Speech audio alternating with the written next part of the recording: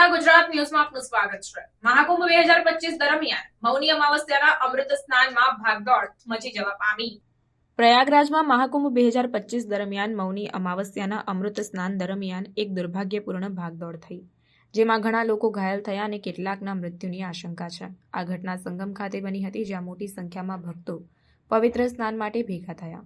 ભીડના દબાણ હેઠળ બેરિયર્સ તૂટી જતા ભાગદોડ મચી હતી। ભાગદોડ બુધવારે વહેલી સવારે લગભગ 2:30 વાગે થઈ, જ્યારે કરોડો ભક્તો અમૃત સ્નાન માટે ઘાટો પર ભેગા થયા। દ્રષ્ટાંતોએ જણાવ્યું હતું કે ભીડ ભારે સામાન લઈ રહી હતી અને લોખંડના કચરા પેટીઓની હાજરીથી ગૂંચવણ વધી હતી। કેટલાક લોકો સંતુલન ગુમાવીને પડી ગયા, ત્યારબાદ અન્ય લોકો ધક્કામુક્કી કરવા લાગ્યા, જેના કારણે ભાગદોડ મચી। તાત્કાલિક સેવાઓને ઘટના સ્થળે તાત્કાલિક મોકલવામાં આવી। એમ્બ્યુલન્સોએ ઘાયલ લોકોને મેદાનમાં સ્થપાયેલા કેન્દ્રીય હોસ્પિટલમાં લઈ જવામાં આવ્યા। ઉત્તર પ્રદેશ સરકારે પરિસ્થિતિને સંભાળવા અને વધુ ઘટનાઓને રોકવા માટે સુરક્ષા અને તબીબી વ્યવસ્થાઓને મજબૂત બનાવ્યા। પ્રધાનમંત્રી નરેન્દ્ર મોદીએ ઉત્તર પ્રદેશના મુખ્યમંત્રી યોગી આદિત્યનાથને પરિસ્થિતિ વિશે પૂછપરછ કરવા અને વિકાસની સમીક્ષા કરવા માટે સંપર્ક કર્યો।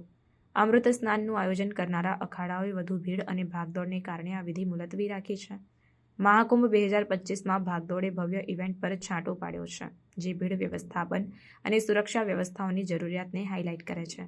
પરિસ્થિતિ પર નજીકથી નજર રાખવામાં આવી રહી છે। સત્તાવાળાઓ બાકી ભક્તોની સુરક્ષા સુનિશ્ચિત કરવા માટે કામ કરી રહ્યા છે।